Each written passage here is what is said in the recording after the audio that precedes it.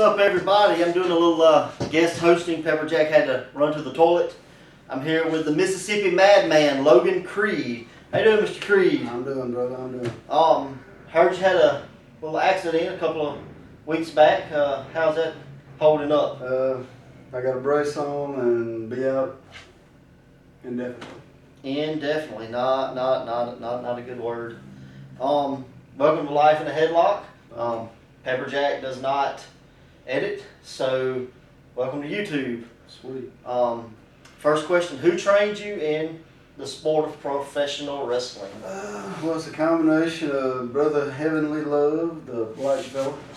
Not the white. Not the red. white guy with the red You know, it face. seems to come up a lot. You know, that black brother love. Him and Jesse Dalton. Is that Jessie or Jessy or Jesse period? Fat guy with gaps in his teeth. E period. Okay, Gotcha. that guy. Okay. Him and a little bit of training with Rodney Mack. Red Dog. Yes, sir. He shot track the hell out of you real quick, like. Which was the worst? Well, I forgot to say Nick Bondage, because Nick Bondage helped me. In all honesty, I'd have to say it was harder with Rodney, because Rodney cardioed the mess out of you, and basically I remember getting so tired during the training session that I went to the outside on the floor and stood on the floor, and he's like, no, get your ass back up here, you're not done yet.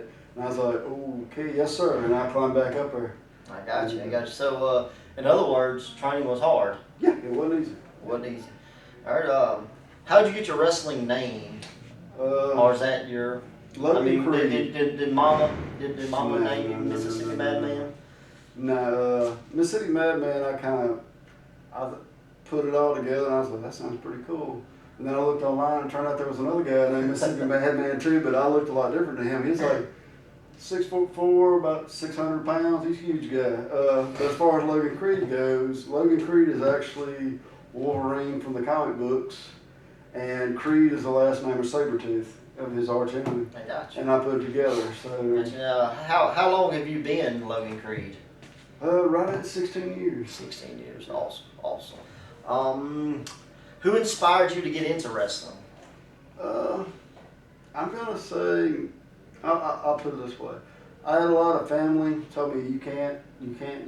So I wanted to prove them wrong. Okay. And as far as wrestlers went, it was probably Mick Foley. Mick Foley. Old Cactus Jack. Yes sir, bang bang. Let's see. What's your favorite match from TV wrestling? It could be any promotion, any Honestly, era, not area. Ring of Honor a few years ago did a match with Samoa Joe and Kenta Kobashi. Oh, a lot of chops. Where they beat the ever-loving crap out of each other.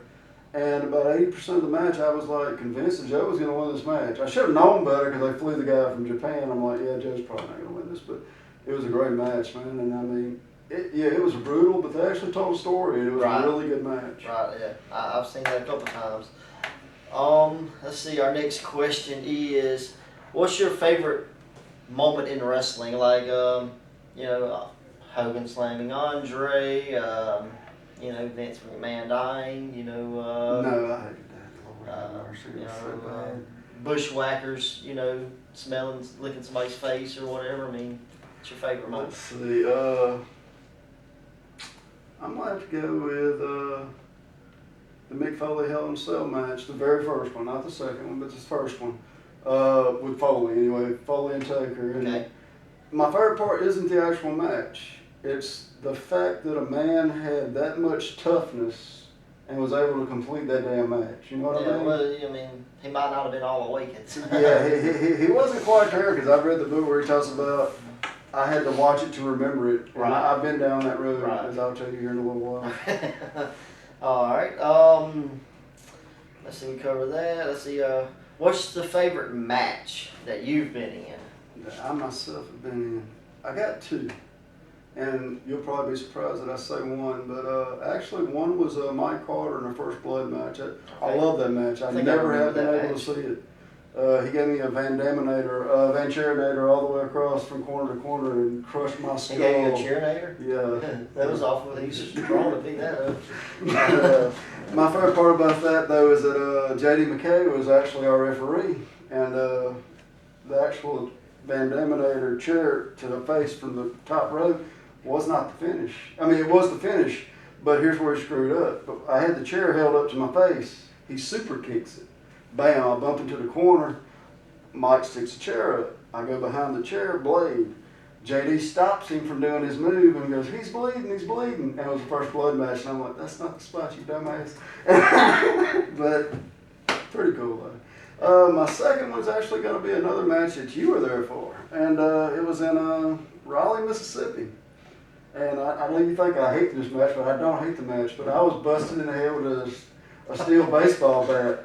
And it was with Cody Kruger. I actually liked the match. Crazy. Yeah, crazy. He crazy as hell, son of a bitch. Yeah, that's what we saw with the barbed wire beach ball. Boards, yeah, baseball bat. An aluminum bat wrapped in barbed wire that sounds like a .22 being shot when it's hit against a man's skull. It split my skull. Yes, it did. Well, yeah, that was that was definitely different. Let's see. Give me one wrestling story, funny, sad, personal, that you've seen and that involves you, or. Let's see. How about I stick with the baseball bat story?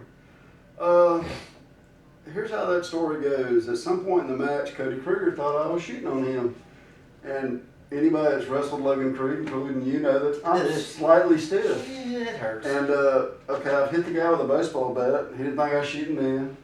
I think I slammed him on the barbed wire boards. He didn't think I was shooting then. But when I punched him in the forehead because I didn't think he was bleeding enough, he thought I was shooting. Now, I thought it was because you pulled his hair. No, it was when I was in the corner and he got up and proceeded to punch the shit out of me, and I didn't know what was going on. I thought I was like, well, this is a weird ass comeback. But then he picks up the bat as I'm laying there and clanks me in the head. And I'm pouring blood as I come to the back. You know about this. And I'm like looking up, and for some reason he went to the top rope, and I'm like this, signaling, let's go home. I go up, give him the Ric Flair bump. I said, I'm trying to remember because I still haven't glory about this. I only remember because I watched it like Foley. And he's laying on the barbed wire, and I drop ass first on him and put him in the camel clutch, and he tapped out. So I probably got the only tap out ever of Cody Kruger. But when I get to the back, I found out, this is when I found out he thought I was shooting on him. Right, yeah, he came. And you're like, what he the came hell? to the back and he's like, he was shooting on me.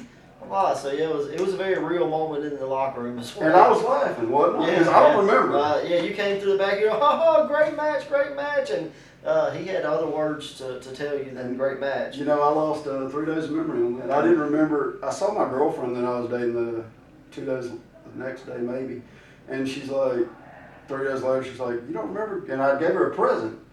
And I was like, I gave you what? And she's like, you gave me, it was a necklace with a cross on it. It was a real pretty cross. And I'm like, oh, so that's why $150 because I didn't know where the hell it went. I thought I lost $150. But we should have dropped by my house, gave me $150. All right, so that's definitely a funny and sad story it was at the same different. time. What do you think about TV wrestling? The good, the bad, the ugly, whatever?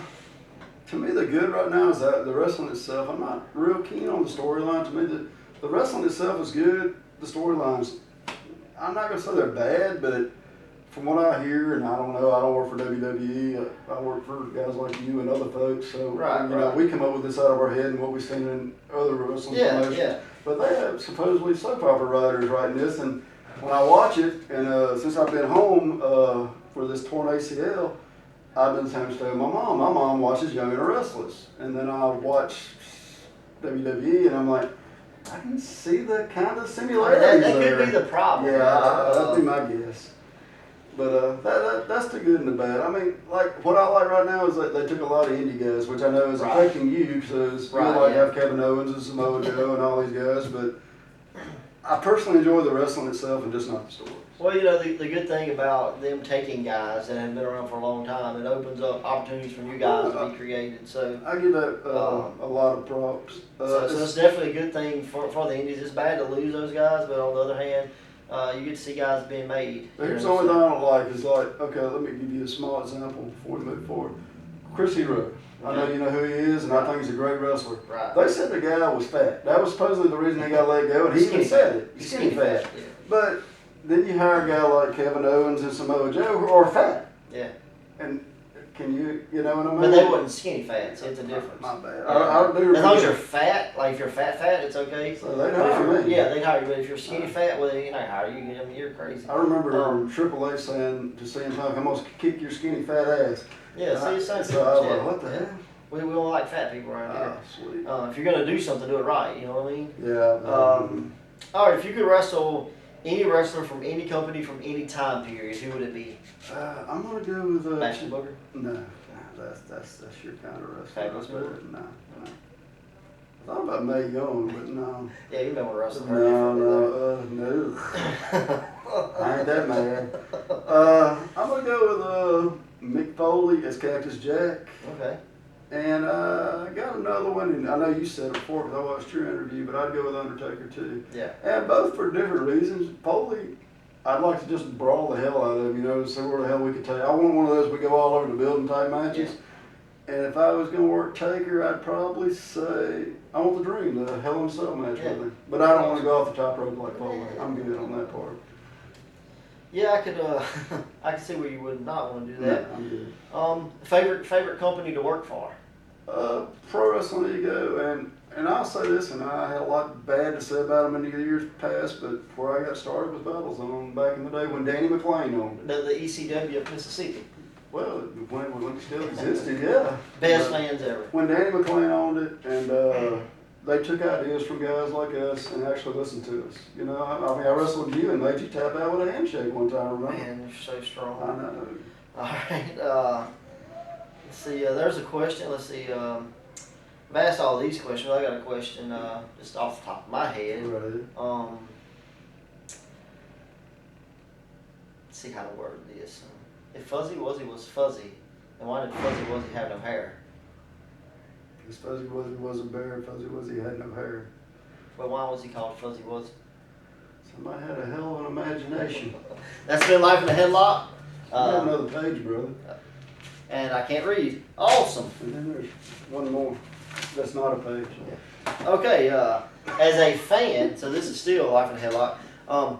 As a fan, what is your favorite kind of wrestling to watch? Is it apartment wrestling or? No, that was terrible. Yeah, you bleeding right there. I Yeah. remember it.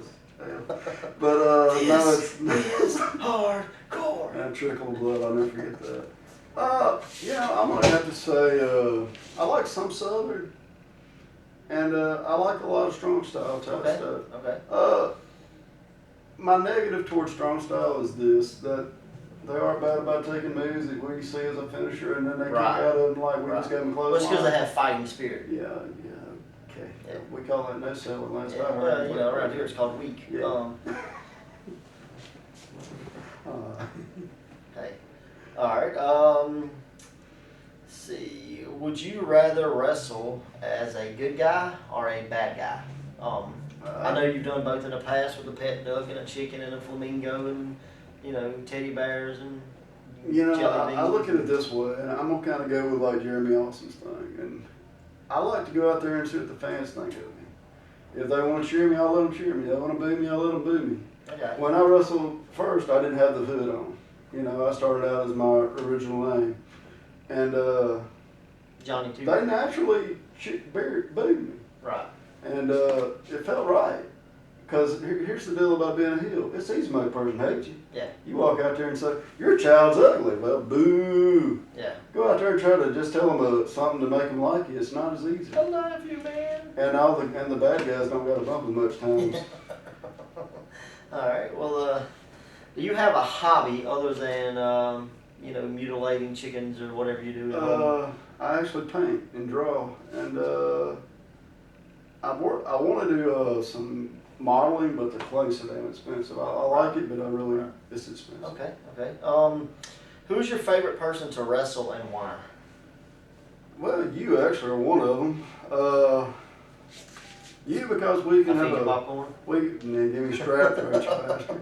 But that was so nasty. Oh, God, it was nasty. Should be eating I still popcorn out of want other to kick you in people. the head, but I got You this shouldn't damn eat wrestling popcorn out of other people's pockets. that you go get. Yeah, that's nasty. The ref had it in his pocket. Besides you, I'd say Mike Carter. I really like wrestling Mike. And your trainees, Dark Fury and Glory. I really like wrestling both of them. Awesome. Uh, they're learning well. I think they got a good future ahead of them, and as long as they keep training, man. I mean, that's all it is. Train, Yeah, absolutely. and never come to the point go, I know it all. Yeah, you never Because know it I'm all. 39 years old and I learned something Every last day. show. Don't climb my Don't fat climb ass on to the the ropes. front I got rope, you. know? I got you. All right. So you got this marked out, but I thought it was, No, I it's thought it just was a my good very question. last question. I thought it was a good question. So who has been there for you the most in pro wrestling? That's easy. You. Awesome. You're there all the time. As far as us helping promote shows together, friends, everything. I'm a pretty good psychiatrist. I Yeah. listen to. You and I would have to actually say my mom. That's Awesome. really weird. Awesome. But cause she was kind of one of these people. You can't. Yeah. But once I did it, she's like, well, I guess you could. Holy shit, And I was like, I said, well, because the worst thing you could ever tell me is I can't. Right. And somebody tells me I can't come back from this, oh, that's going You to can't push come me back further, from that. and can't. I want mean, to. But like, you just always there, dude. That dude back there mashing the record button, he says you can't do it. Wow, I kick him in the butt too. All right. What is the move you use the most to put other people away? I know, in this day and age it's called a finisher. Yeah.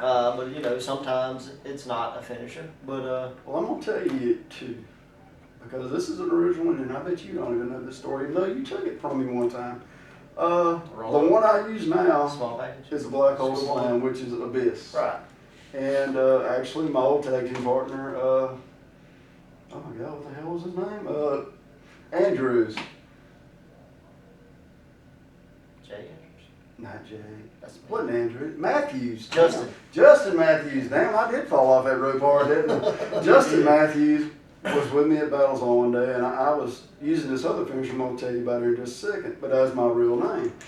And he's like, I just don't like it finish. I just don't like that finish. And I was like, yeah, well, it is kind of hard to get on people, especially if you were taller than me. So he's like, but you could do the black hole slam. But at the time, I wasn't doing the mask yet. And I was like, well, okay, so let me try it. Let's see what happens. And when I hit it, I liked it. I was like, man, that's pretty easy. All you do, you jump, I fall forward. The end. Yeah, absolutely. It hurts a lot. Well, the original finish, though, I was working under my name, Shay Crosby. And it was a DDT with a Russian leg sweep. You remember that? Yeah, I do. Do you know the finisher name? No. The Shady T.